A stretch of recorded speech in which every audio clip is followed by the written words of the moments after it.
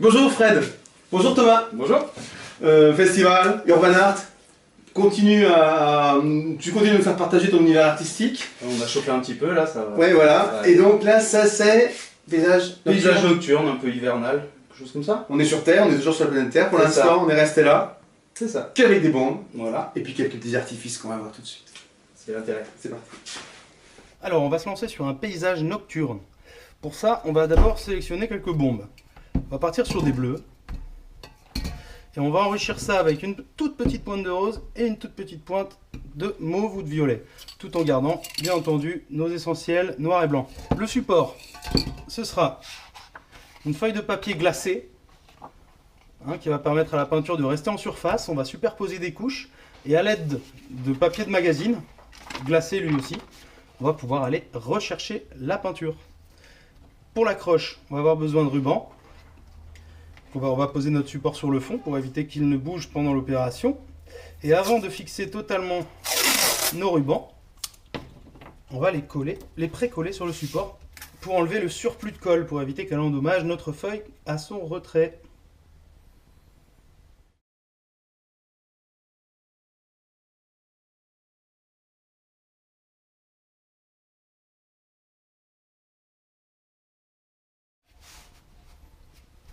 Avant de commencer, on va s'assurer en repassant le doigt sur le ruban qu'il est bien adhérent sur notre support pour éviter que la peinture ne passe en dessous et que ça nous laisse de belles bandes blanches lors du retrait. On va avoir besoin également d'un couteau à peindre, d'une brosse à dents, vous verrez pourquoi à la fin ou en cours de travail, et d'un couteau un peu plus classique éventuellement si on a besoin de retravailler. On va avoir besoin également d'une cale, d'un cache. Là j'ai pris une petite cale en bois qu'on va placer à l'avance, hop, par exemple ici, voilà. On va prendre n'importe quelle bombe, voilà, pour savoir où on va travailler. On le retire et on va s'occuper de faire un petit fond marbré.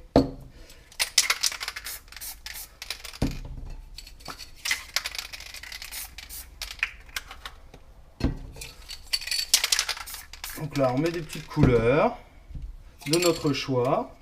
Moi, je commence par les foncés et je remonte dans les clairs en bleu. Voilà.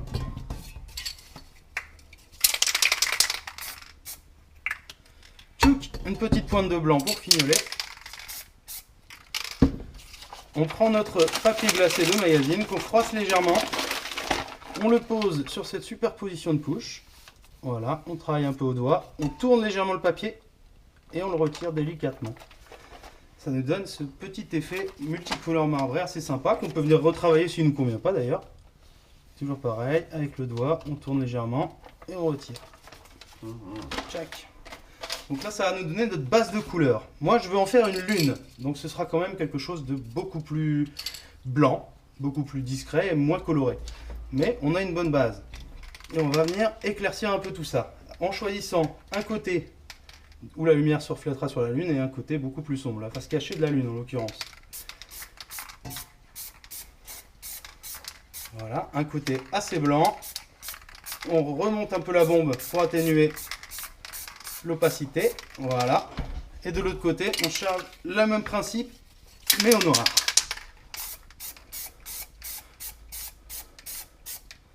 Très discret, très léger. Et on décide où on va placer. Tchouk, ici. Une fois qu'on en est là, nous allons placer nos couleurs, celles qu'on va aller rechercher à l'aide du papier par la suite. Donc les couleurs qui sont dans le fond, qui reviendront au premier plan à la fin de l'opération. On va donc placer un bleu moyen pour placer notre ligne d'horizon. Par ici par exemple, hop, on va l'enrichir d'un deuxième bleu.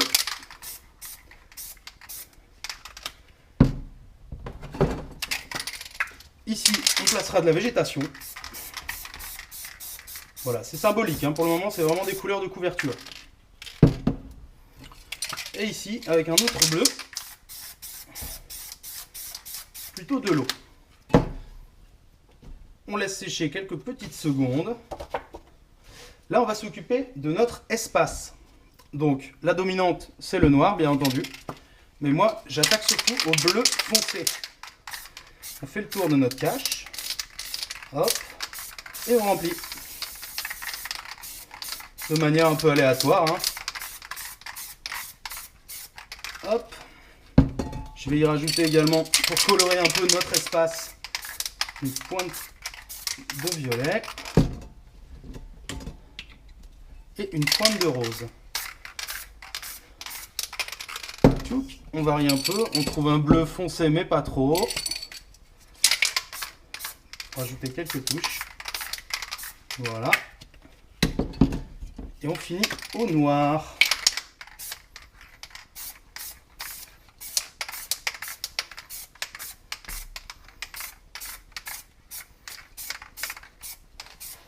Noir qui est la dominante, hein, bien entendu.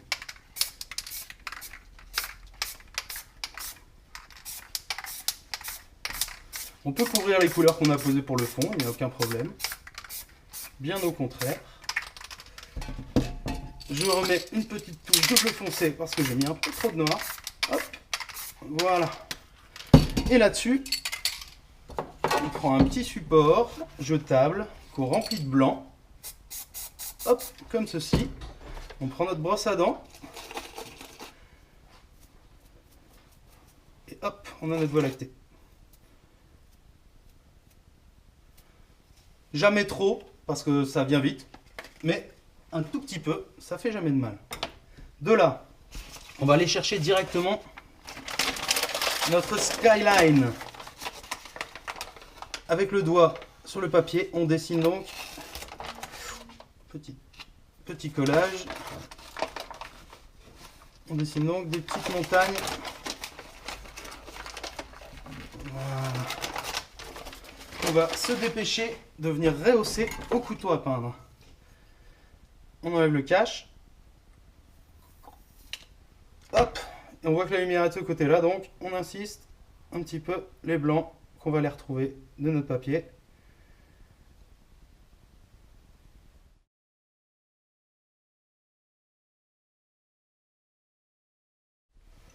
Voilà, on a nos petites montagnes qui apparaissent. On va passer à la végétation.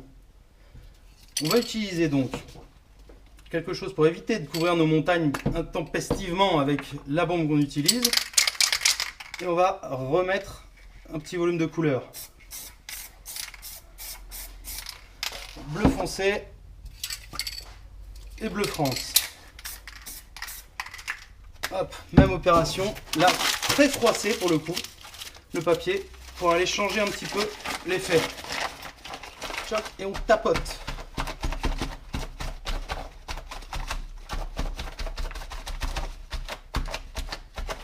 Voilà. On réintervient au couteau également pour lui donner un petit effet végétation. Beaucoup plus discret, elle est lointaine. Hop.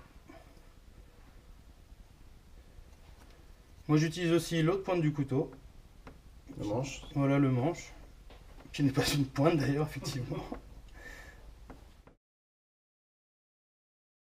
On va aller chercher de l'eau maintenant.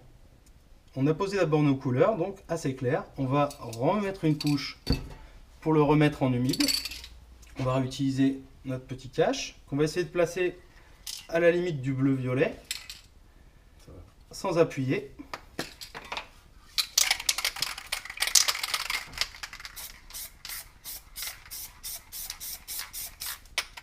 Hop, un bleu un peu plus clair.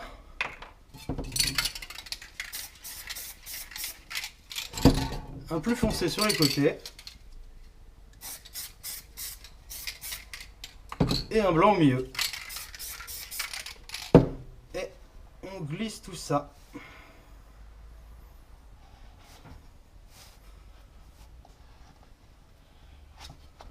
Voilà. On a notre effet d'eau. Et maintenant on va s'occuper du premier plan. On va partir toujours avec nos couleurs de base. Le bleu foncé. On remplit. Au plus il y a d'épaisseur, au plus on a de temps de travail. Donc il ne faut pas hésiter à mettre quand même des couches conséquentes. Voilà. Et le noir, voilà.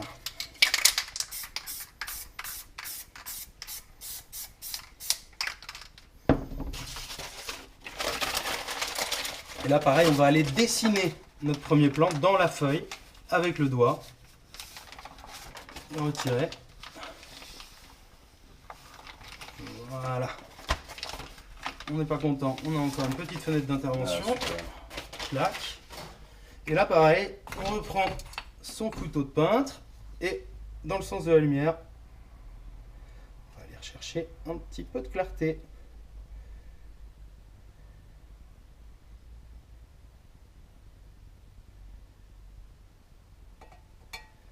On rajoute aussi un peu de végétation au premier plan.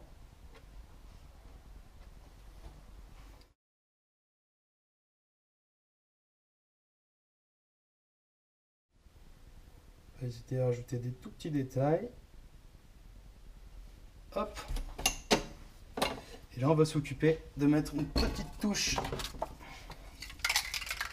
hop, de blanc. Juste ici, on pose. Et on va pas mettre le blanc sur la feuille, mais au-dessus, sur le petit support. Voilà. Ça va nous donner le tout petit effet de reflet qu'il nous fallait. Voilà. Ça donne une bonne base sur laquelle on peut venir rajouter les éléments qu'on désire pour enrichir tout ça. En utilisant d'autres produits d'Albe, on a l'avantage d'avoir exactement le même nuancier, sur la gamme Prismo par exemple. Donc on va avoir nos mêmes teintes, on n'aura pas de problème d'inadéquation de teintes. On repart avec les mêmes et on continue, on se fait plaisir. Alors maintenant, on va aller retirer notre ruban crêpe. On va tirer délicatement en gardant son doigt pour la pression. Vous voyez, ça fait pas office d'encadrement final, hein. Il y a toujours des micro-bavures, c'est Ouais, mais ça rend standard. Ça mais finit quand même drôlement bien. voilà, l'effet est là. Bien attendre que ce soit sec, par contre, bien entendu, afin d'éviter toute mauvaise surprise.